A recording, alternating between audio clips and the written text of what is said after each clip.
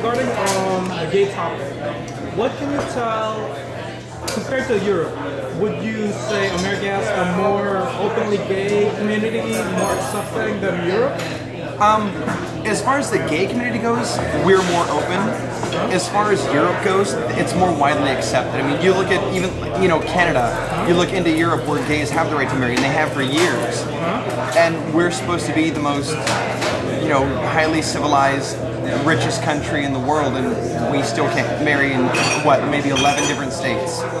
So I think in our community, we're more open, more accepting, but you get to the broader spectrum of the heterosexuals, and I don't think it's nearly as acceptable as it is in Europe. In London, it was amazing.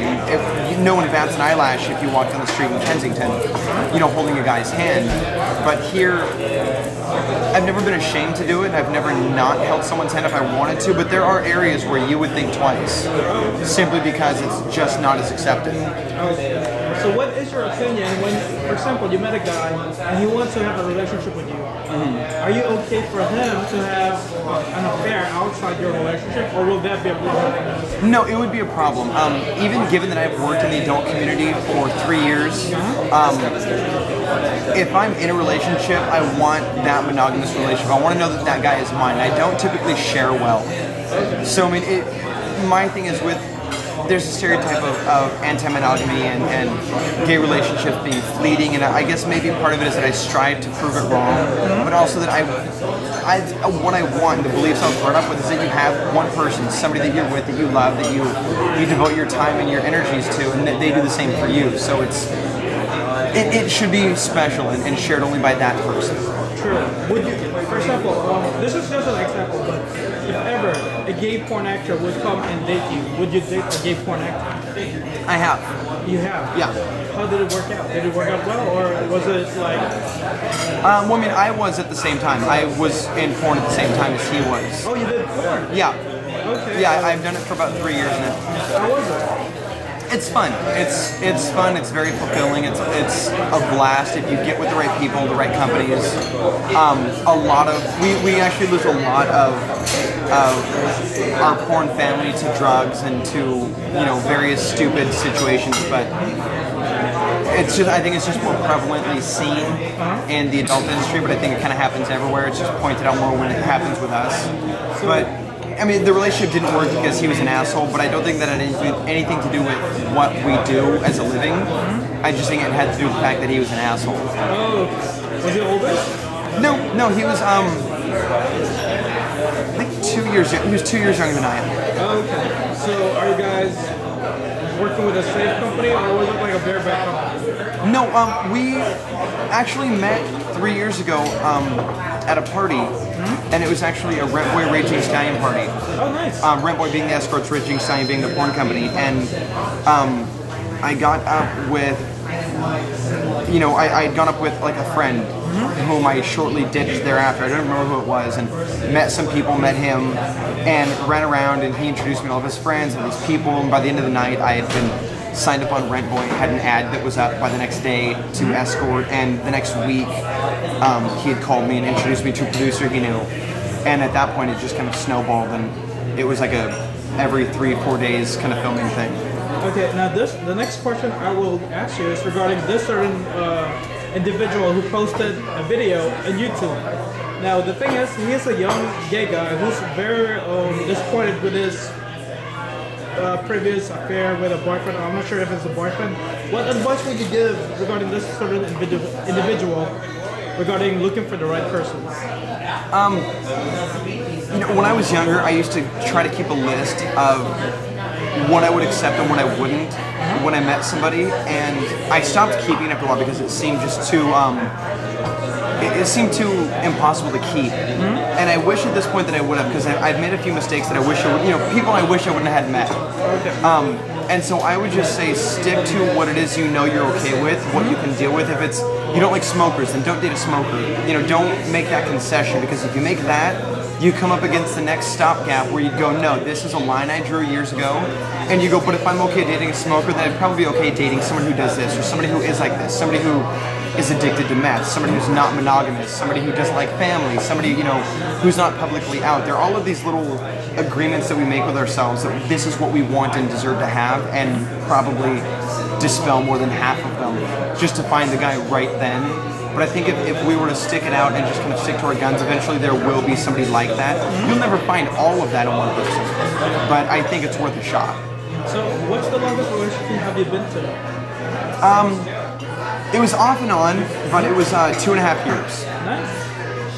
So regarding the porn industry, what are you really into it, or did you do it because of money wise? No, I've never had to do it for money, which was always nice, because I do have a lot of friends who escort, and I have friends who are still in the adult industry for movies, and they're kind of living movie to movie, they're living client to client. Mm-hmm. I have a really, really good job. I would go to school full time. I did it because it was fun. Mm-hmm. I did it because, as shallow as it sounds, there's something to be said for knowing that people will pay to have sex with you, whether it's to rent your movie or to rent you for an hour. And it sounds very low, but at the same time, we exist. I think the adult industry exists in a world beneath even the gay community, because you can walk into a bank and see the same teller every week and never know that he runs off and does, you know, his bukkake films on the weekend. It's not part of the life that he exposes you to, but it exists. It's still there. It's still very, very prevalent in his mind, but it's not something you would ever see, not something you would ever think. But I do it because I love it. I don't film anymore, just because I go to school so much and I work so much I don't have the time.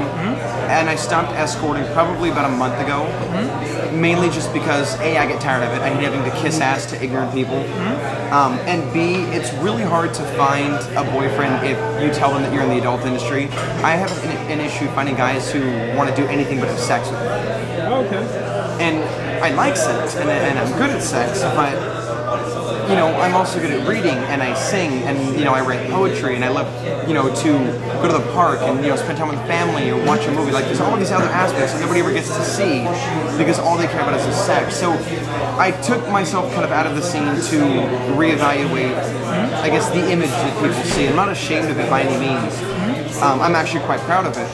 But I understand that it does put a hurdle for other guys to get over. Oh. Isn't it kind of like funny, like they won't touch a gay porn actor, but they like watching gay porn? Yeah, my brother actually, who is straight, you know, as a straight guy watches porn constantly, but hates that I do it. And he's like, you're above that, it's degrading. Why would you lower yourself? I'm like, you watch all of these slutty girls do all kinds of shit. And his answer is, yeah, but they're not my brother. I'm like, that's hypocritical. They're somebody's sister. You know, there's somebody's daughter. You know, they're still people. It's still a job. And for me, it was very functional. There was no passion behind it. What you see on film is not what transpires on set. And it's a job like any other. You know, if you look going back to the guy at the gym who might not have the ability to look at gay porn or to meet a guy. There are some guys in a situation where they don't necessarily have the gym, but they can't get a hold of porn. Okay. So you find these guys in, you know, rural Midwest towns where there is no gay community, there's no gay culture. They frown on it. You get beaten up, get your ass kicked if you're queer. But in porn, they can watch it and enjoy that. They have an outlet. They have a pleasure where they're not repressing everything and have absolutely nothing. So in that sense, it sounds weird, but it's like a public service. You are typically providing something that they would not have, and as a gay person stuck in a hetero world, absolutely need. Sex is a natural reaction, it's a natural craving, and I think without it, we'd go insane. True. So do you think, like, your folks, are they very open when you came out, or when they know? When I came out gay, I was 19, and I walked into my parents' room before they went to bed one night, and I just read off of a small piece of paper that I had written out that just said, I'm gay, I don't know why, you didn't do anything, you know, I don't know if this is forever, but it's definitely for now. Do you have any questions? And I looked up and, you know, they were fine with it. And, you know, their only concern for any of the kids, I have 2 siblings, was that we were happy.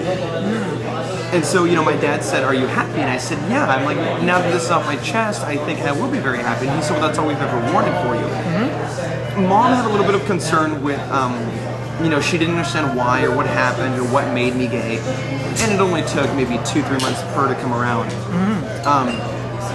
And I told them even before I came out that I wanted to be in porn. That, you know, growing up, I'd fill my Christmas list with porno titles that I give her like TV Guide, because I was always obsessed with porn. And of course, I never had any porn waiting for me at Christmas. But when I went to them and I explained that I was going to be in the industry, I don't think they were surprised. They weren't thrilled about it, but they weren't surprised, and they were supportive. I started out go-go dancing.